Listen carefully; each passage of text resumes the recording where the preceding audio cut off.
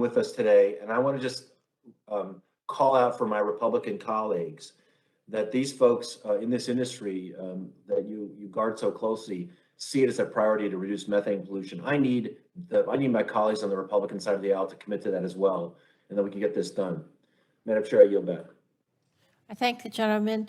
Mr. Joyce, you're now recognized for 5 minutes. First, I'd like to thank Chair DeGette and Ranking Member Griffith for having this hearing today. Chair, I'd like to quickly respond to Mr. Tonko to correct the record. My good friend repeated a claim that the Biden administration has made, but it's very misleading. They are claiming that oil production under President Biden is up, but they are only comparing it to the first year of the Trump presidency. Here's the truth. According to EIA data, U.S. oil production has declined by over 1.5 million barrels per day from the peak production of 13 million barrels per day in 2020. President Biden also imposed a moratorium on fossil energy development on federal lands and waters, and he stifled U.S. energy production through bureaucratic delays. Clearly, the Biden administration is creating a regulatory environment that is hurting Americans' ability to produce oil and gas domestically. What we've seen in the last several months has been an energy crisis, unfortunately, of our own making. We have finally learned what many of my colleagues and I have been saying repeatedly in this committee, that the only way to guarantee reliable and affordable energy for the American people is to utilize the resources under the feet of my constituents. Instead, the Biden administration has given into environmental groups and left our country beholden to foreign autocrats and oil cartels. This is not what America needs.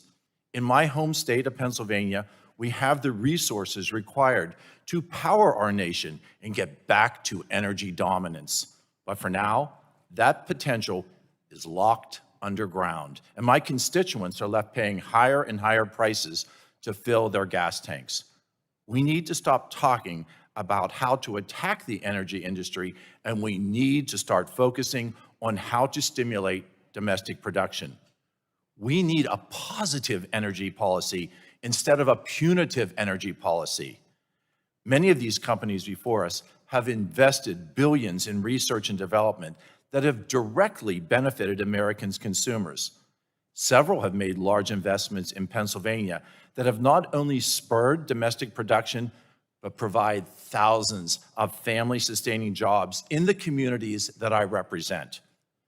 This is the answer on how we bring gas prices down. The solution to our energy crisis cannot be found in Saudi Arabia, but rather in Somerset County, Pennsylvania, in Bedford County, Pennsylvania, in Cambria County, Pennsylvania.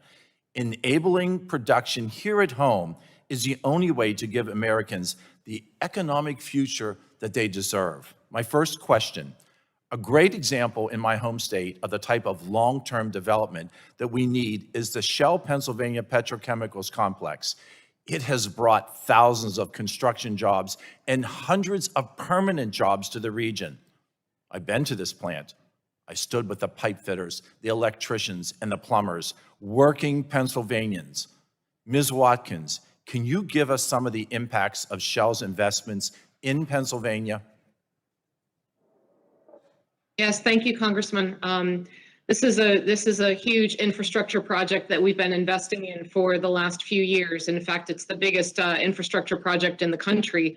At its peak, it employed 7,500 construction workers, and we're in the process of commissioning this plant this year. We'll have 600 permanent jobs in Beaver County, Pennsylvania, just outside of Pittsburgh. It's a polyethylene plant that's built on the site of an old zinc smelter, and so we're actually very proud community members and proud that we've been able to go back into a community that industry had left and actually really revitalize that by creating jobs and creating products that will be vital to the energy transition. My time is limited, and I thank you for that vitality that you're infusing into Pennsylvania.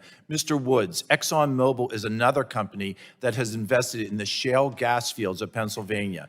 At present, a lack of pipeline and LNG capacity is hampering our ability to respond to global energy price spikes and support our friends, our allies in Europe. How can the federal government work with this energy sector to ensure the necessary energy infrastructure is there to facilitate the growth that we need? Well, thank you, Congressman. You've touched on a really important part of the equation with respect to building out the U.S. Oil and gas business, which is infrastructure and the ability to take what we produce and get it to market efficiently and effectively. And one of the big challenges we face today is the permitting process for pipelines, and then beyond that, the legal challenges that come from a number of interest groups. And so both of those need to be addressed if we're going to efficiently and effectively build pipelines that connect resources with demand. Madam Chair, my time I has thank the expired. I gentleman. yield. Gentleman's time's expired. Ms. Schreier, you're now recognized for 5 minutes. Thank you, Madam Chair. And thank you to the executives participating in today's hearing. I got to tell you,